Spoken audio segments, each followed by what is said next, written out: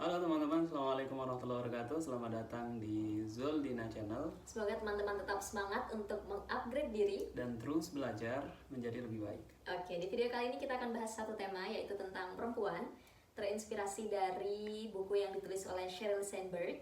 Dan kita akan bahas buku ini minggu depan di video berikutnya. Tidak kita bahas kali ini ya. Ya, minggu depan teman-teman, kali ini kita akan semacam selain pandang mungkin ya. Oke, selain pandang. Dan saya akan kasih beberapa pertanyaan kepada sang suami Oke. Alright. Mengenai beberapa tema yang ada di buku ini untuk mengetahui pandangan beliau tentang perempuan. Ya, siap ya? Siap. Oke, kita langsung aja teman-teman ke pertanyaan yang nomor 1. Jadi, si penulis ini, Sheryl Sandberg, membahas tentang perempuan dan kepemimpinan. Secara sekilas, what do you think about women and leadership? Kalau menurut kakak ya, persoalan perempuan dan kepemimpinan itu tidak masalah. Kenapa? Karena setahu kakak yang sepanjang kakak baca di buku, tidak ada masalah antara peran perempuan di ranah publik, karena yang terpenting itu kompetensi. Oke, tapi mungkin kita juga nanti perlu memberikan elaborasi yang lebih komprehensif lagi, karena kan kalau dalam Islam ada banyak pandangan mungkin ya, supaya teman-teman di rumah juga bisa lebih pemahamannya itu lebih komprehensif aja gitu. Oke, nanti kita share tentang bagaimana sejarah pandangan ulama kenapa perempuan tidak disarankan menjadi pemimpin dan apa konteksnya. Lalu konteks hari ini ulama-ulama Islam memiliki pandangan yang berbeda terhadap pemimpinan perempuan. Oke, itu dia secara sekilas guys. Sekarang pertanyaan yang nomor 2. Jadi si Sheryl Sandberg ini di salah satu tema itu mengangkat tentang don't live before you live. Ngerti nggak? Dijelasin aja gitu. Oke teman-teman, jadi don't live before you live. Si Sheryl ini berpendapat bahwa banyak sekali perempuan, buku ini juga ditulis berdasarkan data dan penelitian ya. Banyak sekali perempuan yang memutuskan untuk meninggalkan di sini dalam konteks posisi mereka, keberadaan mereka saat ini demi sesuatu yang lain, demi tuntutan mereka sebagai perempuan gitu. Misalnya ada seorang perempuan karir yang kemudian dalam perjalanan karirnya memutuskan atau merencanakan untuk melangsungkan pernikahan. Jauh-jauh hari nih sebelum mereka menikah itu mereka udah takut dan memutuskan dan memikirkan untuk mundur dari posisi mereka saat ini di karir gitu. What do you think about that? Kalau menurut kakak, pertama kakak setuju dengan pandangan Sheryl ya, meskipun mungkin Sheryl itu konteksnya di Amerika, cuman kalau ditarik itu konteksnya Nusa Tenggara Barat secara umum, memang perempuan yang kakak lihat ini subjektif mungkin, mereka juga berpikir seperti itu dan mereka berpikir untuk misalnya kalau konteksnya kerja dia ingin resign karena dia harus fokus jadi istri yang baik dalam definisi yang mungkin kita tahu selama ini yang dibatasi gitu. Tapi sebenarnya tidak ada masalah ya kalau misalnya perempuan itu memang memutuskan untuk dia ingin fokus jadi ibu rumah tangga, itu tidak ada masalah ya sebenarnya. Dan itu tidak masalah dan perempuan juga dikasih untuk ikut berperan di ranah publik. Itu hanya pilihan ya. Tidak ada tekanan, maksudnya dia memilih mundur karena merasa tertekan, takut bahwa tidak bisa ini itu mungkin ya yang akan. Ya mungkin konteksnya aja sih yang perlu konteksnya. Oke, pertanyaan nomor 3 nih teman-teman. Tema selanjutnya yang ditulis oleh Sheryl adalah the myth of doing it all.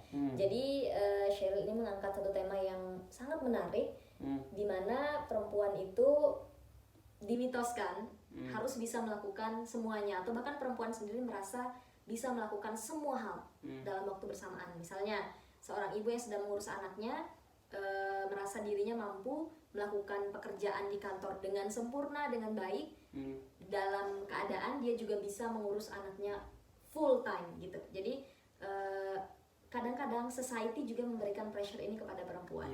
Padahal bahkan laki-laki sehebat apapun juga tidak bisa melakukan semua hal dalam satu waktu bersamaan. Gimana tuh?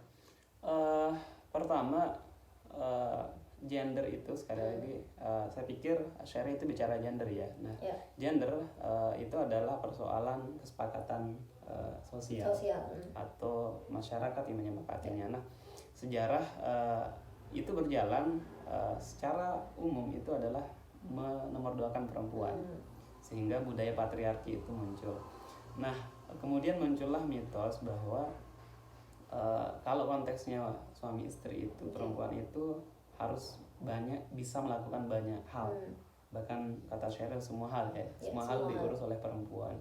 Sehingga kakak setuju memang, karena memang kehidupan kita ini masih banyak yang patriarki, masih budayanya patriarki. Nah, apa yang menurut kakak penting kita lakuin?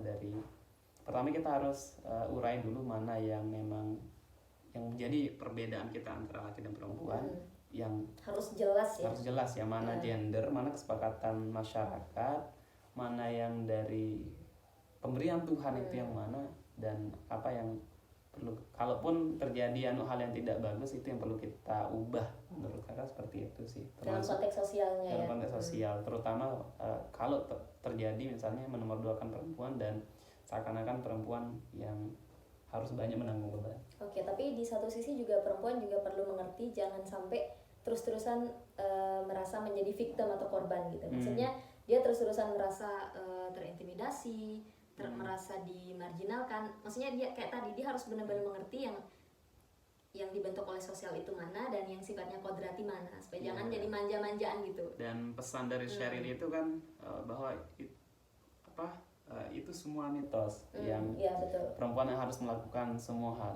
karena menurut Sheryl itu adalah bagian kesepakatan dari kehidupan sosial kita. Dan sekali lagi sebagai manusia kita juga punya keterbatasan dong. Tanpa memandang apakah dia laki-laki. Kalau dalam Quran kan konsepnya laki dan perempuan itu saling melengkapi. Kan logikanya berarti laki dan perempuan itu punya kekurangan dan punya keistimewaan masing-masing. Ya. Oke. Itu aja nih pertanyaannya, gimana? Cukup sulit, mudah, atau sangat sulit? Mudah banget ya. Oke guys, besok lain kali kita kasih pertanyaan yang lebih sulit lagi, tapi cukup untuk video kali ini. Mudah-mudahan teman-teman juga besok bisa nonton ya di video selanjutnya yang membahas tentang buku ini. Kalau dan terakhir teman-teman, kalau video ini bermanfaat, bantu like, comment, and subscribe, dan jumpa lagi di sharing berikutnya ya. Sekian, terima kasih. Assalamualaikum warahmatullahi wabarakatuh. See you in the next video.